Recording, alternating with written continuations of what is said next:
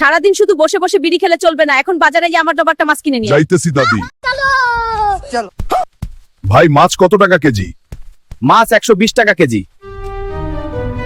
ভাই মাছের দামটা একটু কম রাখা যায় না? না, দেওয়া যাবে না।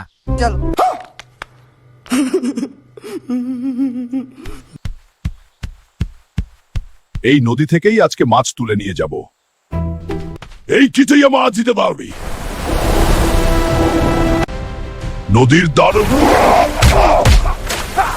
এবার মাছ নিয়ে যাই। अभी मजा आएगा ना भिड़ो। এই যে দাদি মাছ কিনে নিয়ে আসছি।